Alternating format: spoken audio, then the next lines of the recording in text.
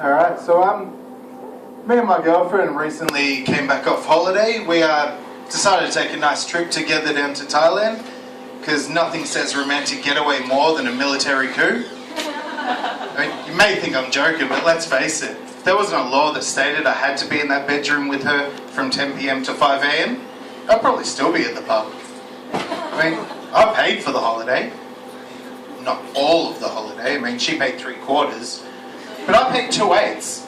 And if I know anything about maths, 8 is a lot higher than 4. So I pretty much paid for that whole holiday. A really nice thing to do when you do go to holiday with someone is you go somewhere where there's a lot of food stalls. And instead of kind of going out and asking what the food is or anything, you just go around and find something that looks nice and smells nice and just eat it. What's even better is after you've eaten, leave your date there at the table for a little bit and go talk to the person who you got the food from. Just talk to them about anything in general. And about 10 minutes later, come back to her and go, yeah, so I decided to go see what we ate there just so I could make it for you at home, considering we liked it. And it turns out we just ate dog. It is hilarious. She goes fucking mental. But I decided while I was overseas, I'd have a nice, massage, do the right thing.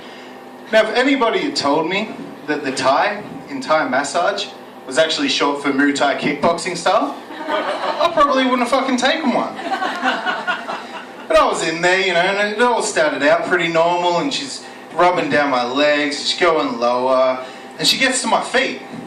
And out of nowhere, she starts punching the soles of my feet. And I have absolutely no idea what's going on here, because there's not even a fighting style where the main thing is you pin your opponent to the ground and punch the soles of their feet. Because us, as a human species, got together and went, you know what? That's kind of fucked. Here she is in the middle of a massage, willy-nilly punching away. But I'm like, you know what? I'm a 23-year-old man. I can grin and bear it. It won't be too long. And surely enough, it stops, and she starts moving up to the top of my body. And she's massaging away and normal, and out of nowhere, she grabs my arm in a figure 4 bloody arm lock, and she starts ripping on the thing as hard as she can, because, I don't know, arms aren't supposed to be in the arm sockets where it feels natural and normal. And she turns around and she goes, okay, I'll walk on your back now. Now, having someone walk on your back there isn't too bad if, she's young and petite. This lady was neither young nor petite, and the verdict is still out if she was a female. But she gets up there and she starts walking around, then she starts getting a bit stampy, and then she gets into a full-on jig, which I believe was very reminiscent of her younger days when she used to curb stomp rival gang members on the hard streets of Phuket. She's just up there, she's like, you love this! Yeah! At this point, I'm like, fuck being a 23-year-old man. I'd reverted back to an 8-year-old child.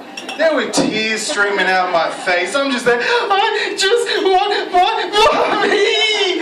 She thinks this is hilarious. She's up there, ha ha ha! White boy love this! White boy love this! I fucking don't! And she turns around and goes, you know what you need? You need a Thai wife. So every day that you come home, she can give you a massage like this. Because for some reason in Thailand, marriage isn't enough of a punishment. They have to add battery into this. I'm hoping her husband's laughing. Alright. But no, anyway, half an hour later, things finished up, and I was about 800 baht down, just feeling sad, alone, vulnerable, just wishing someone would finish me off, in either sense of the word. But on the way home there, we decided, not decided, but on the way home we had to stop off at Kuala Lumpur Airport in Malaysia. Now, as you can probably guess, as a Malaysian airport, things were pretty tense there. So I thought, I'll just crack a few jokes, make things go a little bit easier. And at one point, my girlfriend turned around and she goes, man, this airport is massive. At this point, I couldn't really help myself. So I turned around and went, I know, right? It's big enough you could lose an airplane in here. Yeah, she didn't think it was really funny either. The security guard we were talking to at the time thought it was fucking horrible. So those little neck pillows that you get when you go on an airplane? Yeah, I ended up having to use that as a seat cover on the rest of the trip home. But I will finish off with one thing, ladies and gentlemen. Like I've finally, lately, actually really taken a step up in my comedy career. I've actually now started my own Facebook page for comedy called Kieran Nichols Comedy.